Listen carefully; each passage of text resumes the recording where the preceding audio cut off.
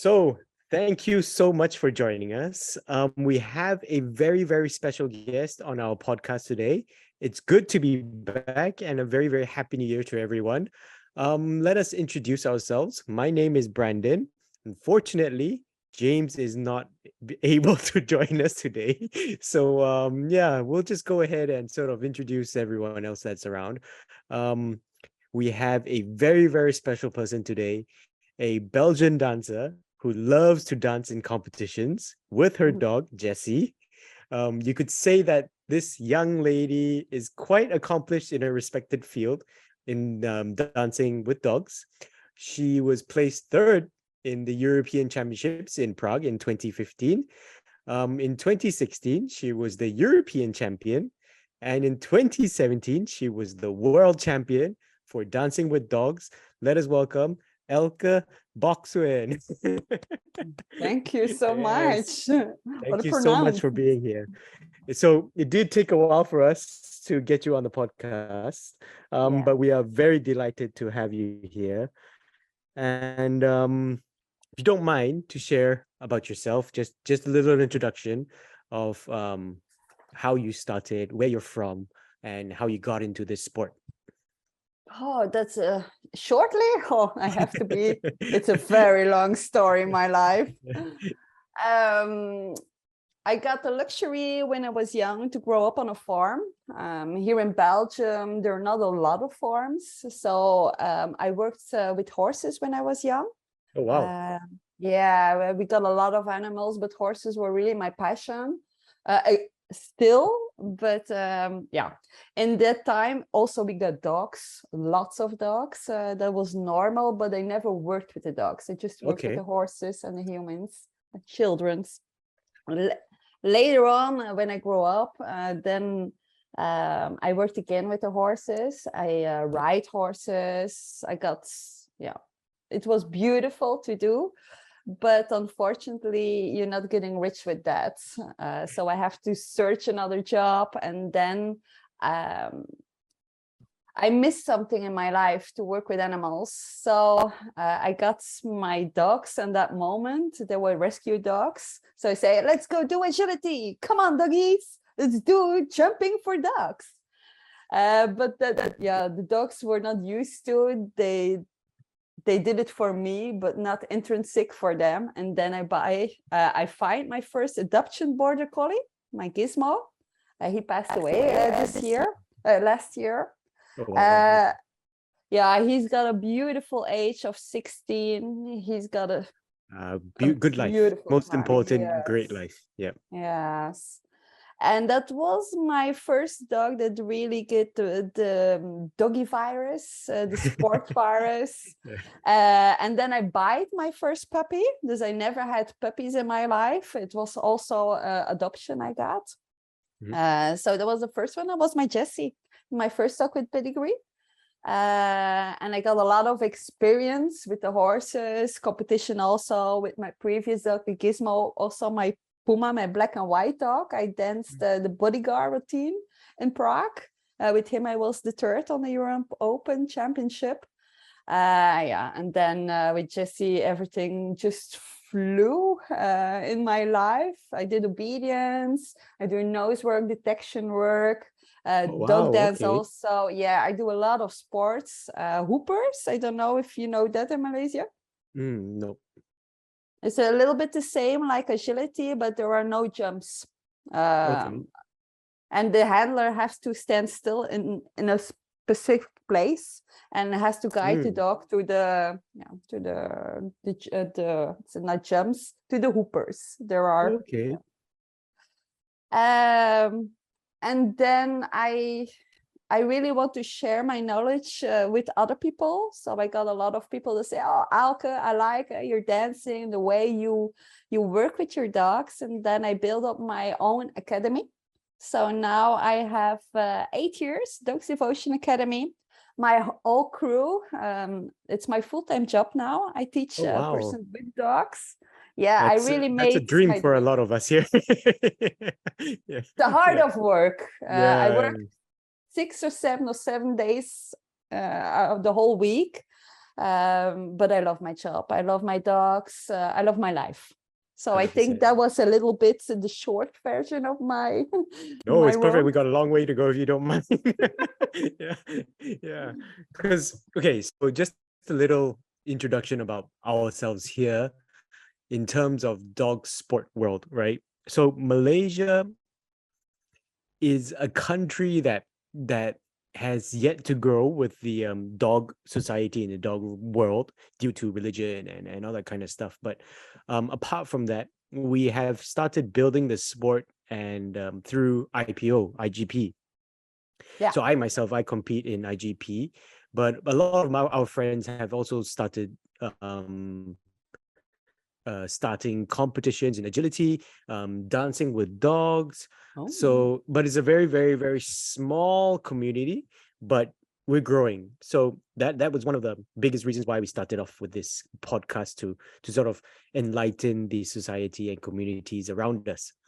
Um, yeah, so that's basically here in Malaysia, but we are definitely have something that we would love to learn from you, right? So with your okay. experience and all that, it leads to a question that what other dog sports have you trained in or have you started competing in during your childhood? Was it because of agility that you started dancing with dogs, or why did you sort of excel in dancing with dogs? Okay, that's a good question. When I was young with the horses, there was jumping and dressage. You got two Mm-hmm. Yep. sports, you got Western also, but in my country, it's jumping or dressage. I love the two. You need the dressage for the basic. It's like heel work in dog sports. You need it also, and the distance control and everything. And then you got the jumping part. It's a little bit adventure to do. So the two I projected also with the dogs. And I was also triggered by, I don't know how they say, working in freedom. Because I saw on the television somebody with long hair. I don't know his name. And he worked with the horses with no strings attached, just the connection between the two. Mm-hmm. And I loved it so much. So I did that also when I was 12, 13 years. Wow. I worked with carrots and apples to motivate my horse, to get the little tricks done, to get him to be a big boy in the turnaround. Yep. So that was my horse dance, not the dog dance. And then I found out you can do just the same with the dogs, and there is competition in it. So I started with obedience and agility, this FCA obedience. Mm-hmm. And I love that sport, the straight line, the perfection, like Yep. EPO also. There Yep. are similar things to do. So I really like every sport. I like EPO also, but yeah, you have a good team to do that. Yes. Uh, Yes. so now I'm loving the dog dance. I love music also. For me, dog dance is not just the tricks. If somebody say, "Oh, I want to do dog dance just to learn tricks," no, that's clicker training. Yep. Dog dance for me is a serious sport. It's obedience on a whole other level. You I have to agree. be, yeah, the heel work to music, that is perfection in every way. Yes. So the dog has to not stand there, no? They have to be straight, and the position on the head and the position on the legs have to be right. If you go backwards, it's not backwards like that. No, you have to be in a straight line, or you make a good Straight corner. line. Yeah. So for me, dog dance is every sport in it, exactly EPO. You can do the jump in the freestyle, you can do everything. Also playing with the music I love, but I love music, I love to dance. So the perfection and the technical thing of obedience and the creative thing of the dancing move and the storytelling I love, not dancing, exactly Yep. storytelling. So that's two things with a dog in it. That's for me just the ultimate, yeah, Yeah. paradise. Yeah. So did you ever have a mentor, or how did you learn all this? Oh, I learned a lot from trial and error. The Wow. best, Okay. all my fingers was broken with my horses. Oh my goodness. I get bitten also with my Yeah. dogs. Um, I got the luxury to get a lot of freedom when I was young. Mhm. We got a lot of nature and space on the farm, so I was a lot with the animals, Right. and I tried to connect them. And the first I try also the dominant way, like my parents did. That was the example that I get. Animal has to listen. You have to be really tough and the chief. But as a little girl, that doesn't work. Yeah, If I yeah. say, "Hey, horse or dog, you have to do this," the animal say, "What do you say, little one?" So I really learned fast that to be the tough girl, that was not my way of communicate. I really have to, I search my own way to get the animal to listen to me and to cooperate with me and to get that teamwork going on. It's very, very special skill and a talent to do it on your own. It's not easy, right? Because we adapt sort of our training styles through, I mean, I'm sure you would know them throughout Europe. We have Yogi Zank, we have Bart Bellin, we have all these guys that have mastered the modern style of training, and sort of we adapt it through there. That's why for you to learn it on your own, I think that's really commendable. Yeah. Yeah, I So I think it's mean, the hard way. yeah, it's a very difficult way, but I mean, is there a particular training style that you've developed in terms of, like, would you say your training is positive or negative or very balanced? Hmm. I like the word balanced. Um, the last 5, 6 years, I changed a lot. So, like I said with the horses in the beginning, I used the dominant theory, the negative way. Then I learned that that was not the way, not for me. Then I work with positive reinforcement and to get the animal, yeah, doing what I wanted to do. Mhm. Um, with the dogs, with balanced dog, that works. But I found that also if the dog is not balanced and has emotional stress release, the positive way, you can't commit anymore. It's difficult to explain that. I got a little Pyrenean Shepherd that was Mhm. very emotional, it's typical for the breed. And now I also get my Malinois from 2 years. That's also very sensitive, but really strong dog Yeah. for working. So I learned from my Pyrenean Shepherd, this now is 10 years, that the food motivation does not always work, and the negative does not work because they're shutting down or they fly Yeah. away. Yeah. So I developed another technique the last 5 years to work from connection. This is my basic life that is 99%. I don't train my dogs. They're just lying here now beside me. But I have to be really clear in my communication, like I communicate with human being. So I really learned to get a real crystal clear communication, to get the boundaries right, also my boundaries, but also to tell them a lot what I want or what is safe for them. So like I say, go sniff, go to the left, wait an instant. That's not a good idea. Do that instead.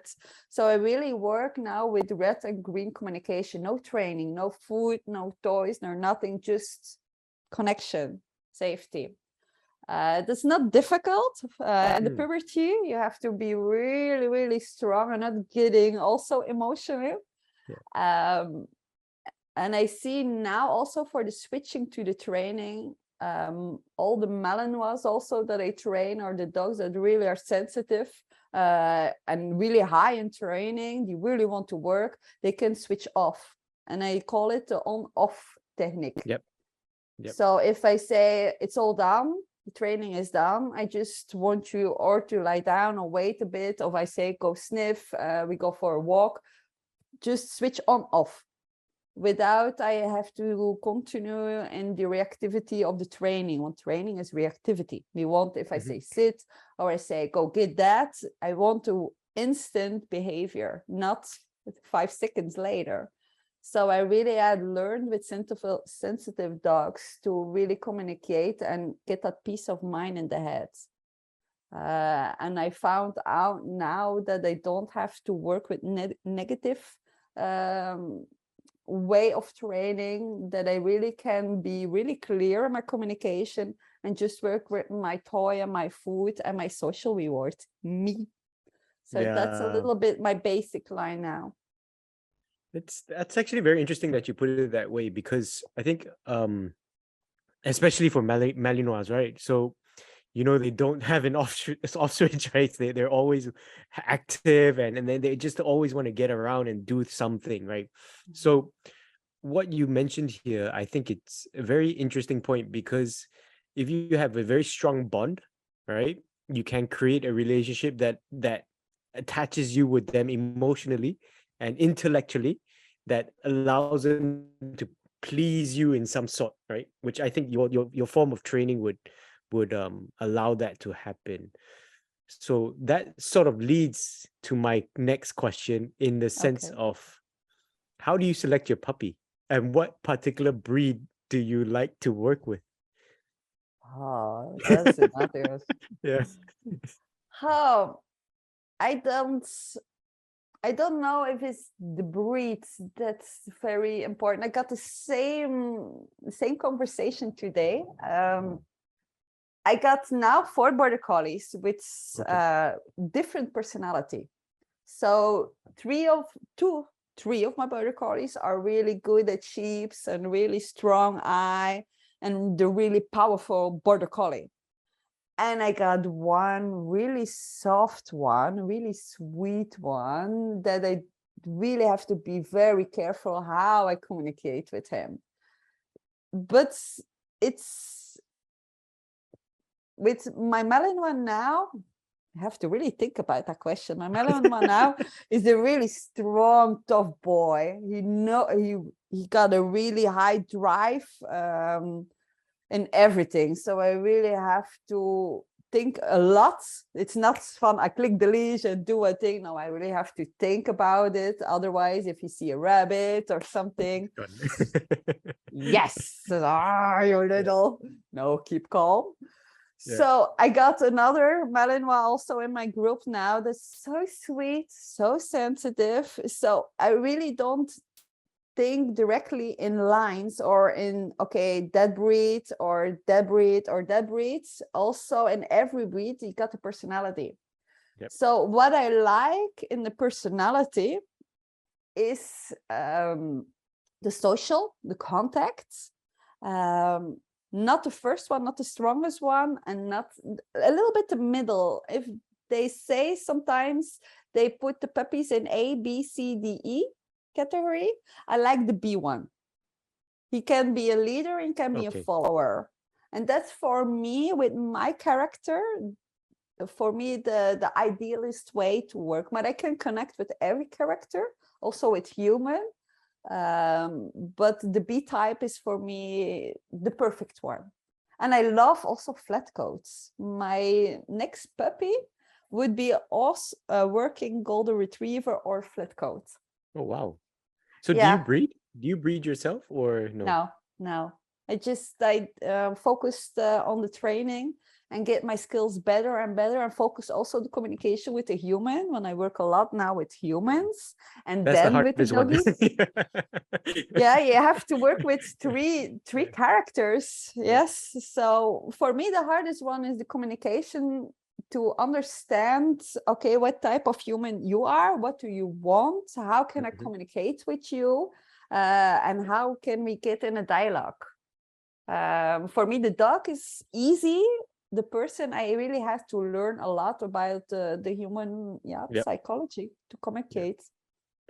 So does genetics and lineage matter to you in the form of, like, for example, you're training for dancing with dogs, but does that particular gene or lineage or bloodline or whatever have to play a part? it is very important, DNA. It's a basic stuff. You can't, how do I say it today? Again, horses. You got the farm horse, the big one, or you got the racing horse. You can switch the two. There are genetics. So it's really important, but that's I learned a few years ago a little bit about it, because why there are genetics that are ill, and why is this and why is that, but I had to let it go. Now I'm working with person that I really are studying about it and really has the knowledge. So I search people now that has the knowledge, that I can trust, they have a good relationship in it. Also in the beginning, for if the puppy is born, also the pregnancy of the mother, there's so many things that a breeder has to think about. So I get some lines that they say, okay, that line I like, because they are athletic, physically they are so good, mentally they are really balanced, they can switch on off. I got it also in Malinois, a few bitches that they say from, oh wow, that's a bitch for my trim. It's a good combination. So yes, the lines are very important, but it's not my thing. I really now have my focus point, and that is the training and the well-being of the dog and his handler. Very interesting. Especially because, especially for IPO, they would look at the genes and the lineage. So, I mean, of course, it's important, but I think all dogs are capable. It's just a matter of how you can connect and what's your training strategy. How do you plan to sort of have your techniques work on them? Because maybe not all the same training works for the same dogs. Exactly. But, so this is something that I think it's Yeah. very, very interesting. You got the And same in agility now also, eh? They got very good lines, but if you are a handler, not have the skills, the line can be good, but you can fucked up directly. It has to be the team also. I got a few dogs from adoption. They don't have good lines, and they got illness in the line, but I still managed to get them on really high level. So it's not the same like EPO, of course.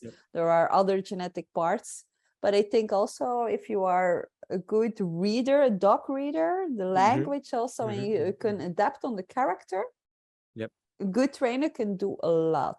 Yeah. I mean, I've been told this before, that you can have a very good quality piece of paper, but if you are not a good artist, you'll have only a good piece of paper. But if you are a very good artist and your piece of paper is very rubbish, you can create something out of that, right? So so that's a very, very interesting way of saying it as well. True. Yeah. So that leads us to a little bit more interesting topics, which basically leads us to your process of training for your dance with your dogs and such. So we just want to know how you sort of get to that level of where you are at as a world champion, and how long that sort of took. What is the process? I get that question a lot. How the process? It's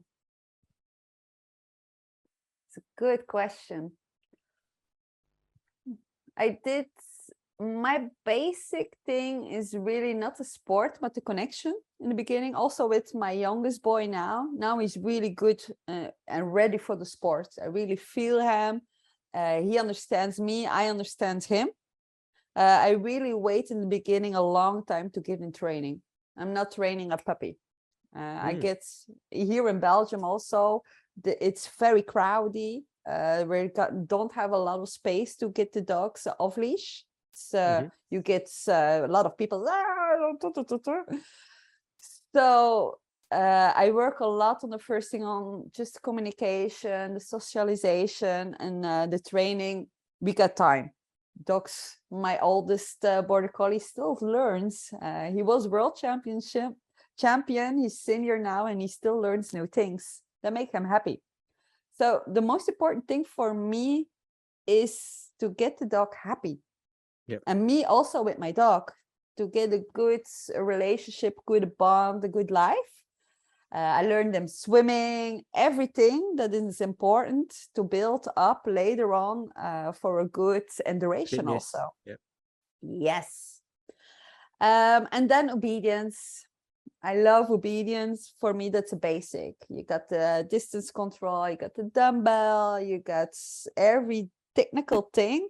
I learned it left and right, the two sides. That's good also for heel up to music or for freestyle.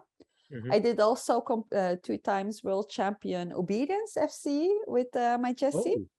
Oh, oh, really? Yes. And we got Congratulations. an I missed that excellent out. also. Yes, Yeah. we were the best Belgium still. So that was my second sport. And again, with my trainers, I will go also for obedience. For me, it's very important that the dog has a good basic. And I do also basic and nose work now. He's on different scents. He can do that in every circumstance, but also generalizing, distraction training. So important. If he knows that, mentally he's ready to capable of anything in every environment. And now I really feel that heel work to music is his strongest thing. He's really, really good and really nice. Yeah, he's a big one and I'm a little girl. So it's very special. So that's why in the beginning I'm searching and I'm giving a lot of tools and basic stuffs. And then I'm searching for, okay, and in what discipline are your strongest talents? Okay. This now he's ready to do everything I want. If I want to do EPO also, he got his basic thing. He's got his heel work. He's got also his focus to get on something. He got his bike work and let it go. So now he got his scent work. I can do men's railing also, but not the air scent thing on the floor. So I really now have a foundation that is so wide to carry that I can choose. Yeah. No, because we actually had a question from one of our listeners, and one of the listeners' questions were, do you think dogs can have a multidisciplinary skill, like in the sense of, I mean, you answered it already, but it's not an easy thing, I think, because a lot of people just focus on one, and then they don't look for the other. Like for your case, Jessie can do nose work, she can do obedience, she can do so many different types of stuff. But yeah, I mean, it's I think it's your training that really brings the spirit of the dog. So Yeah, that's nice said. Yes. For me, the spirit of the dog is the most important thing. And I learned also with my previous dogs, if I just do one sport, I'd get bored. Also for me. you or for the dog? I saw if I did, I trained in 2018. I trained the 2 sports on world champion. I was selected for European world champion dog dance and world champion obedience in the same year. So I switched from my European to let it go. Then I was building up for my obedience. Then I gave him a break, I let him go. And then I was working up for my world champion dog dance again. And I saw if I do that, it was just me in the beginning. I cannot choose. I like it. I like everything with him. But obedience, I always got 2 sports I do. So I switched now. I do a month one thing. Now with trainees, I work for my heel work to music routine that I started now. Got my license, so I get my first competition in a few weeks. Afterwards, I have to stop with that. I think it would be finished. I hope that my total packet is finished. And then I will work on for my obedience license. So the OB1 to do. Okay. Okay. And No, I because see that makes my dogs really, really, really happy. Yeah. No, because if you don't mind sharing, how is these sports like dancing with dogs or obedience structured in Belgium, in the sense of how do you guys promote the sport? I think that's very important, because here in Malaysia we have one competition, but no one really knows about it, right? So is there a particular way that you guys promote the sport? Hmm. That's a good question. I think with demonstrations, Hmm. I learned it also on that way. Somebody did a demonstration on a special dog event that was in that time, and I think it was 2005, 2006. And there was just someone that did the tricks and a clown dance, and I said, "Van, oh my God, that is nice." And I showed all my tricks my dog can do when I found that on YouTube. And Crufts, I think Crufts is a good Right. promoter. Yep. Everybody knows dog dance, I think, from Crufts. Mm. Do you mind explaining a little bit of the history of dancing with dogs?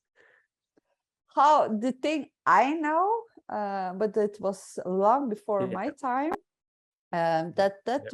was in the beginning obedience, the obedience type for the making the heel work a little bit smoother and nicer. They put in a little bit of music on it, and then that developed from okay to do the heel work just on music, like Mary Ray.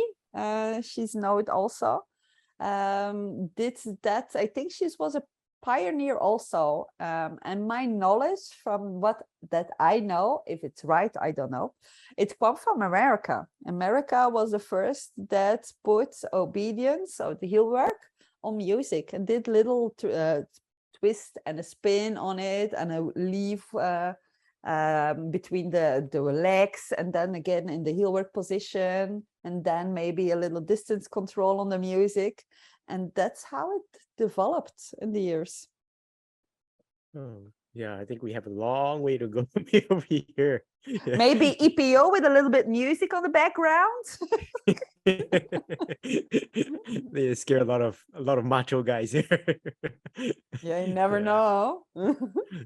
Yeah. No. So I mean, towards your experience, right? Are there any common training challenges that you've had that have sort of maybe it could be for your own personal experience or even your students, to ensure that your dogs are either well adjusted to environment, especially if you go competing in different locations or countries, those kind of social behaviors, would there be any of these kind of challenges that you can come across? I don't understand the question really good. So Can you explain it for again? instance, I mean, like your common sort of the common challenges that when you go compete in different locations or countries, the adaptation of your dogs and maybe social. Because for instance, when we travel and compete in different areas, our dogs look at the area and sort of wander around, not knowing that it's time to compete. So how do you adjust to that? Okay, I think I understand the question. Mm. Um, I got, like I said in the beginning, my communication with my dogs are crystal clear. If I say to my dog, go sniff, be a dog, go walk, Mhm. that means they're not training. But on the moment, if I say to my dogs, are you ready? That means now we're going to Mm. switch off. I can do it every time, everywhere where I want. And on the Mm. moment I say that magical word or line, directly I got the attention and the eye. So I work in the beginning, the first 6 months of their life, a lot with that on-off switch. So they really know if there is the moment is there, they directly take that moment and go play with mommy and do something, or it's heel work or whatever I'm working on that instance. Is that an answer on your question? Yeah. I think that's perfect because I mean I'm asking on a very layman term, but I think most of us who would have for me, I use when it's off, he can be a dog. So that particular color is my key to start my dog's engine, right? So I mean, similar to you. I mean, yours Yeah. is more on the classical conditioning of words, right? Where you ask your dog, "Are you ready?" and go, then stop. Then for me, I say free, my dog just does whatever he wants to do. So I think it's something that is interesting for a normal house dog in Malaysia, because we get a lot of these pet owner problems. The moment the dog gets out the house, the dog just goes crazy, and then they can't take any commands. So I think Yeah. it's a great way that you are sort of mentioning it, that you have to have a very strong relationship with your dogs to be able to ask for a special command, for instance. Yeah. Mm. So I mean that you I think you answered it really well in that sense. Um yeah, I mean, what things could I think of that? Try me. Yeah. I mean, the most important question was from one of the listeners was, can we invite you to Malaysia for a seminar? Oh wow, I don't know where Malaysia is in the world. I'm sorry. So we're just below Thailand, above Singapore. Okay, that's a Yeah. long way from It's a Belgium. 12-hour flight. Yeah. Wow. Wow. Yeah. But Um, yeah, would you be interested to come over? I think that would be the biggest thing. I'm starting to traveling in 2022. It was my first time I flight. I'm No, are you getting really? Yeah. yes, yes. I'm really old school. I'm come from a farm. I'm just a normal girl. Okay. Also, I got my own company here that is really growing and really getting big. Now it's the first year now I'm working with extra colleagues, extra Mhm. person in my team, because I got a lot of work here. Yeah. But to answer on your question, yes, I would love to. But it has to be 2024, 2025. But I'm full booked for 2 years now. Oh, Um, wow. Okay. yes, yes. I'm a really busy woman, but Yeah. yes, like That's why. also this Thank you so this much for taking meeting. your time. Really, thank you so much for taking your time. Yeah, I really have to plan it ahead, and if I could plan it and we got a date set, yes, I would love to come. I would definitely arrange something with you to bring you over for sure. I think that's the most important thing, to I get don't you know if I here. can handle all that macho man with No, no, you. no, no, no, not Just many. kidding. Just Only a kidding. few. Yeah. So would you be taking part in this year's FCI or? No, yeah, my youngest Tramis, my Malinois is too young. He's just in the beginner Mhm. class now. And my Jessie is too old. He would love to, but physically we're still dancing and doing the things he can. But he's getting 13 years this year. Yeah. So I'm really happy we're still doing our thing. But now I have to be patient and build up my new doggy. And normally in 2024, there will come a new puppy. So now I'm building again. I hope in a few years I'm back on the highest level. Yeah, we definitely want to see you back there on the field for sure. But before we end, I do have a few more questions. Okay. Um, and this would be more related to of course your style of training, and how do you choose your music for your choreography, and how do you plan your choreographs? Oh, yeah, it's a very difficult question. Um, for the start, for example, now with my youngest dog, I really not working on a really big choreography. So I really take a music that I love, something that get me inspired, and that's working with the energy of the dog. So now with Ramis, I got in the end the Linkin Park version, so that's a little bit tougher Rocky, and yeah. macho music. But also in the beginning, it's really calm. I do my low heel work and my slow pace and everything, and then afterwards we go up and show his power. But the most important thing is for him now is to get used to to generalize, to get in competition. I know he's very good with distraction now. I work on that part a lot. So the most important thing now is just getting my fourth position I have to do here in Belgium, that I have to show. I got her now 6 ready from my position. Is that the positions are right, that he knows the transitions are good.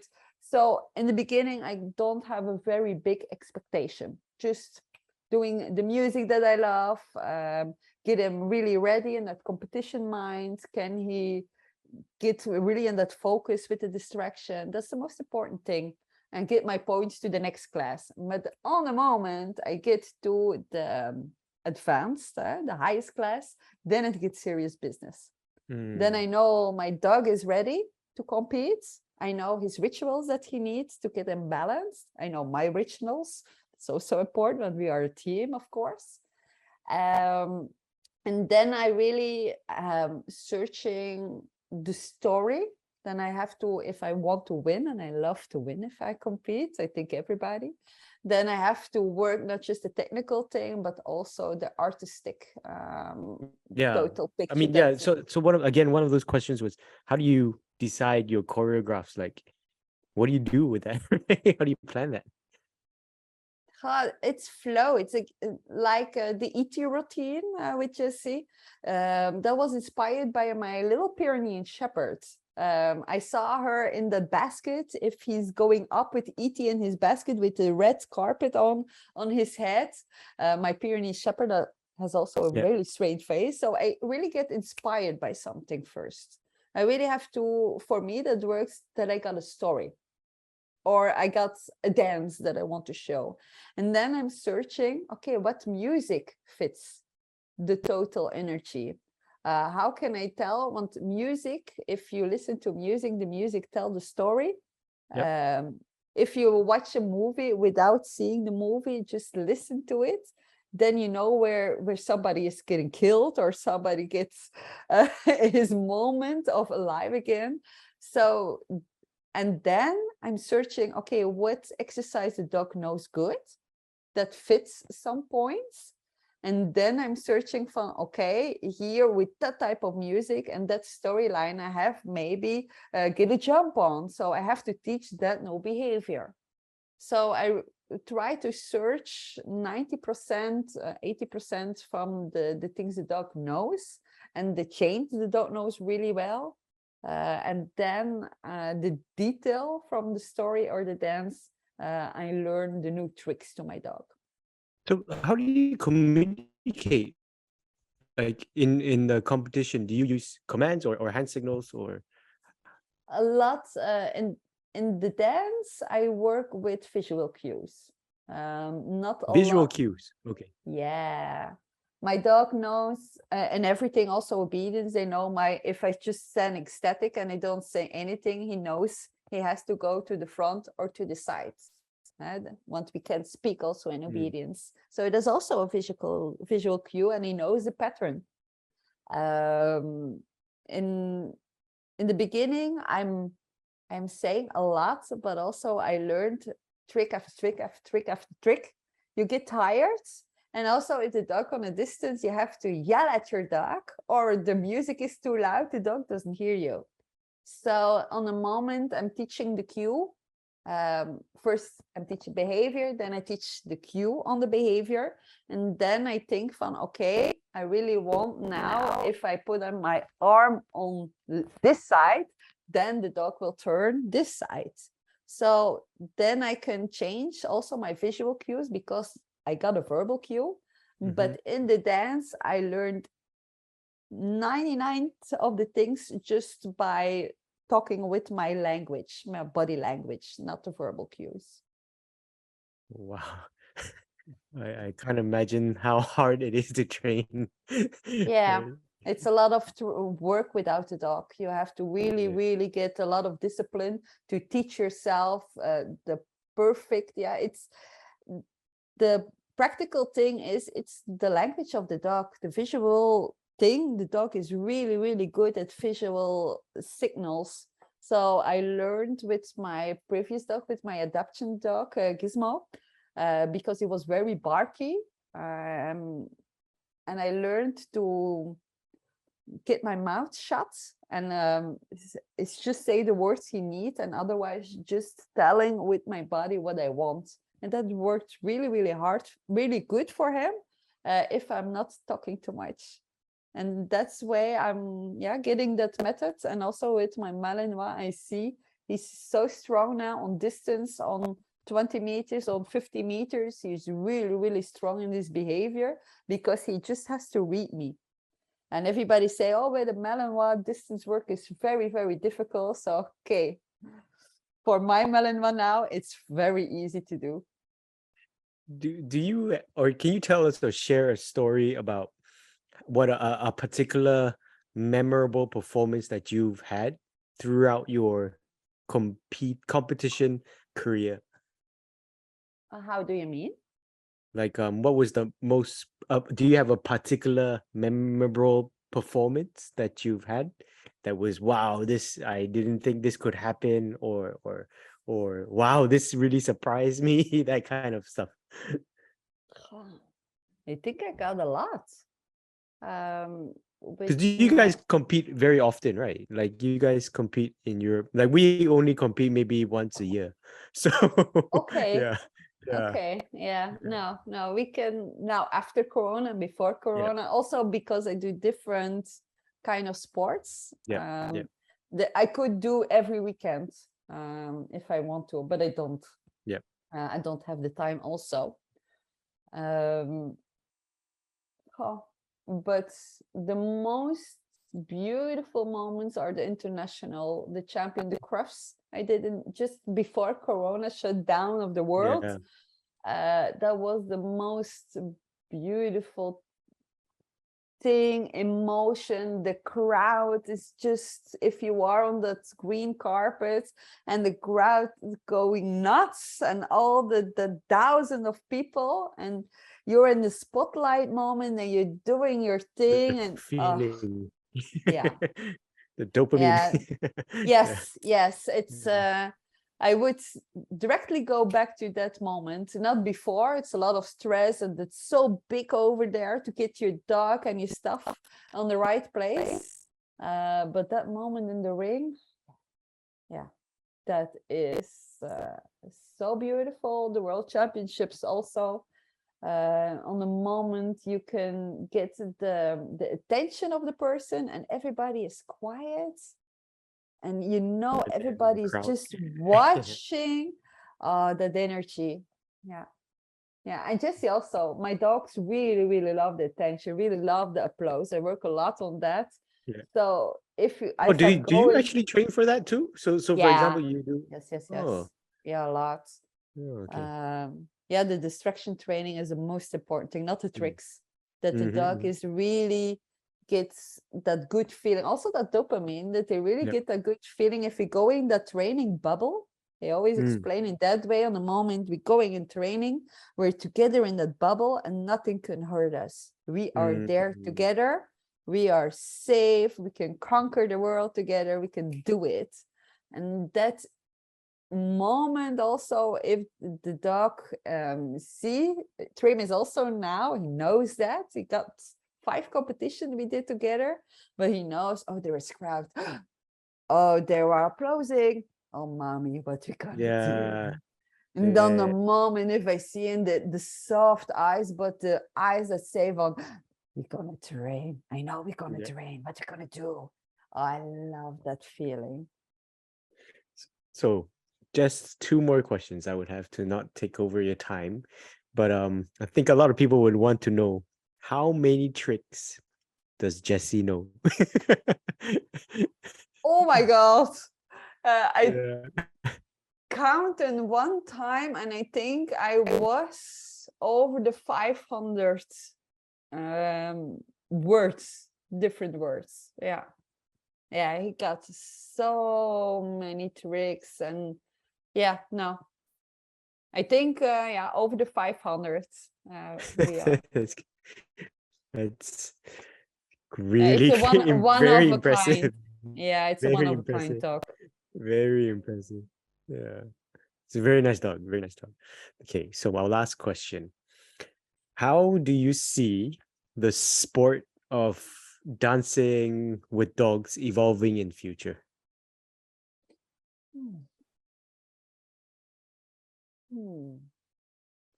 I see that mm, that now the technical part is growing a lot. So I like the development.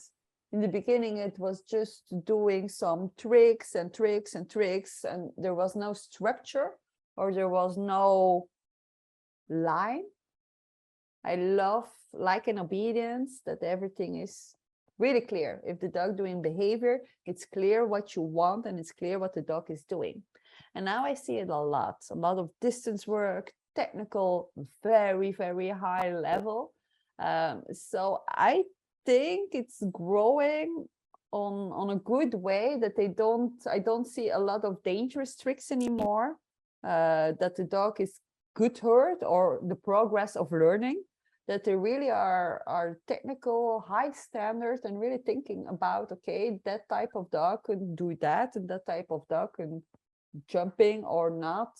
And I see also the creativity is growing. Mm. And then I like too that I say, well, oh my God, that is beautiful. Something basic stuff that is fixing together. So I like the development. The people are very all over the world are inspiring each other and everything making something new about it. So that I like. Well, okay, really thank you so much, Elke. Really, really, really thank you for taking your time and sharing your experiences with us. So before we end, is there any way that our listeners could get in touch with you? Do you have a training course online, or is there any sort of materials that they can get from you or something like that? Or do That's you a have good question. Instagram, YouTube, or anything that you would like them to follow? I got my YouTube channel that is still growing in my free time. I'm on it. That's Doug's Devotion Academy, my business name. I'm working on an online platform of Corona. We all have to find different ways. And now I'm teaching all over the world with online classes. So if they go to my website, that's www.dogsdevotionacademy.be. Then you can find also to book with me online sessions, and then we can do the same with talking about it, or we watch videos together, or some people train live if they got Wi-Fi and they got a place. So yes, I'm Would traveling it be every focused week. purely on dancing with dogs, or do you also teach No, no. agility or oral disciplines? No, not agility. That's not my. I think there are good trainers on agility. I think also if you are in the sport, you can teach. If you are not really in the sports, you don't have the feeling about it. So I do obedience and heel work, and also the dog dance parts. That's are my strongest sides. Well, definitely, I'll put it up in the YouTube in our channel later on. But really, thank you so much. Thank you so much for joining us today.